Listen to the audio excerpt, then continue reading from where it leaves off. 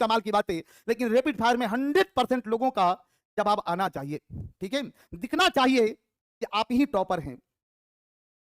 साथियों, rapid fire का पहला प्रश्न, जी हाँ, सुभाष चंद्र बोस का जन्म कब और कहां हुआ था? सुभाष चंद्र बोस का जन्म कब और कहां हुआ था? फटाफट लिखना है कि सुभाष चंद्र बोस का जन्म कब और कहां हुआ था। एक ही मैसेज में दनादन लिखते जाइए। सुभाष चंद्र बोस का जन्म कब और कहां हुआ था?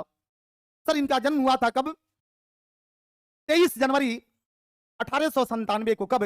23 जनवरी 1897 को। कहां जन्म हुआ था? कटक, ओडिशा में हुआ था। सुभाष चंद्र बोस के जयंती को किस रूप में मनाया जाता है? साथ में इनके जयंती को मनाया जाता है किस रूप में मनाया जाता है? सुभाष चंद्र बोस के जयंती को किस रूप में मनाया जाता है? यही सुभाष चंद्र बोस और इनकी जयंती को किस रूप में मनाया जाता है भाई? पराक्रम दिवस के रूप में मनाया जाता है। कौन सा?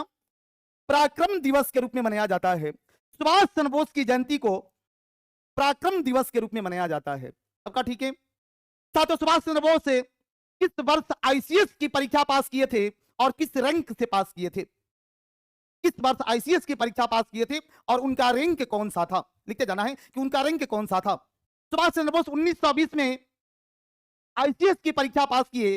4 महीना के तैयारी में चौथा स्थान हासिल किया था सुभाष चंद्र बोस ने।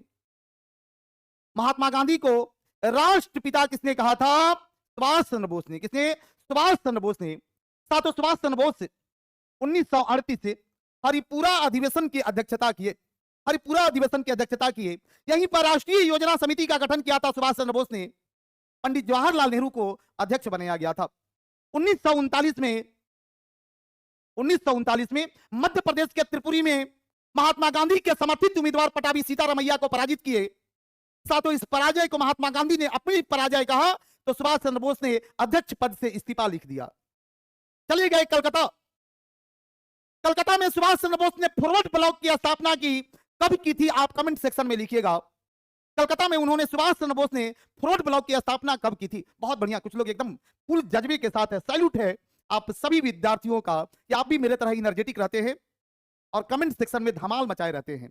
ठीक है, ये अच्छी बातें हैं। देखिए, कभी भी मायूसी के साथ मत पड़िए, कभी भी टेंशन प्रेशर में मत पड़िए।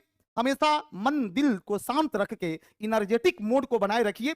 एबीसीडी मत पढ़िए, ये सब अच्छा व्यवस्था नहीं है। ठीक है, कमाल की बात है। साथियों, सुभाष चंद्र बोस ने 1939 में फॉरवर्ड ब्लॉक की स्थापना की थी।